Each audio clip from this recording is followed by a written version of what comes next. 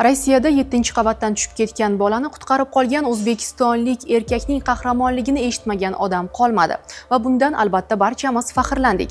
Ammo ushbu voqea tafsilotlari hali yopilib ulgurmasdan Sankt-Peterburgda yana shunday hodisa sodir bo'ldi. Bu gal 10-qavatdan tushib ketgan 1,5 yosh bola qutqarib qolindi. Fojiaga aylanishi mumkin bo'lgan voqea 25 fevral kuni mahalliy vaqt bilan soat 17:30 da Sankt-Peterburg shahridagi Bogatir hududida yuz berdi. Bu bir hafta ichida Sankt-Peterburgda bolalarning ko'p qavatli uy derazasidan tushib ketgan ikkinchi holatdir. Bu galgi qahramonlar esa ayollar bo'ldi. Mamlakat favqulodda vaziyatlar vazirligi klinikasining yurak-qon tomir jarrohi bo'limi hamshirasi Anna Kabasheva mahalliy nashrlarga bergan intervyulari davomida o'sha kun uning hayotida eng unutilmas kun sifatida muhrlanganini bildirdi. Sababi 25 fevral uning tug'ilgan kuni bo'lib, ayol 42 yoshi kichik bolakayning hayotini saqlab qolgani bilan yodda qolishini aytdi. Uning so'zlariga ko'ra, o'sha kuni u 17:30lar atrofida bolasini bog'chadan olish uchun ketayotgan bo'lgan. O'sha vaqt ko'p qavatli uylar oldidagi do'kon egasi sarosimada 10-qavat derazasida bola turganini ma'lum qilgan. Yig'ilganlar orasida yana bir hamshira ayol hamkasbiga yordam berish uchun kurtkasini yechib, bola tushishi mumkin bo'lgan joyni mo'ljal qilishgan.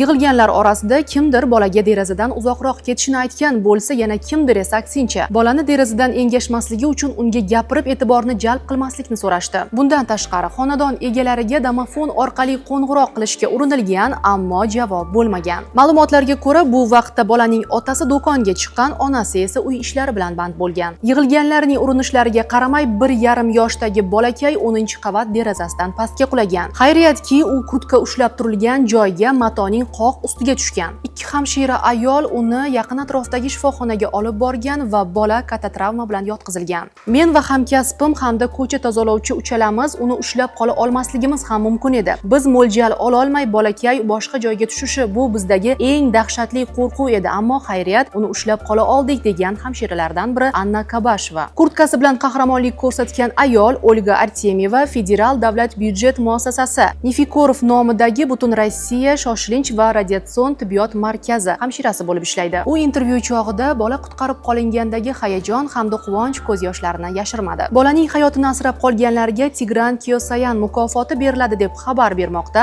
Rossiya Сегодня xalqaro media guruhi. So'nggi ma'lumotlarga ko'ra, hozirda bolakayning ahvoli o'rtacha og'ir deya baholanmoqda. Eslatib o'tamiz, Sankt-Peterburg shahrida ko'cha tozalovchisi bo'lib ishlaydigan o'zbekistonlik Xayrulla Ibodullayev 24 fevral kuni 7-qavatdan tushib ketgan bolaning hayotini saqlab qolishga muvaffaq bo'lgan edi. Shundan so'ng yuqori qavatdan tushib ketgan go'dakni qutqarib qolgan O'zbekiston fuqarosi Rossiya hamda O'zbekiston tomonidan mukofotlandi. O'zbekiston Respublikasi prezidentining farmoni bilan favqulodda va murakkab vaziyatda o'z joni va salomatligini xavf ostiga qo'yib bolaga amaliy yordam ko'rsatgani uchun hamyurtimiz jasorat medali bilan taqdirlandi. Shuningdek, qahramon Xayrulla Ibodullayev Rossiya tomonidan qutqaruvdagi jasorat uchun ko'krak nishoni va 1 million rubl qariyb 159 million miqdorda pul bilan mukofotlandi. Bundan tashqari, mahalliy aholi ham erkakka o'z minnatdorliklarini izhor qilish maqsadida turli xil sovg'alar ulashdi. Qolaversa, erkakka uyga qaytish aviachiptasi ham sovg'a sifatida taqdim etildi.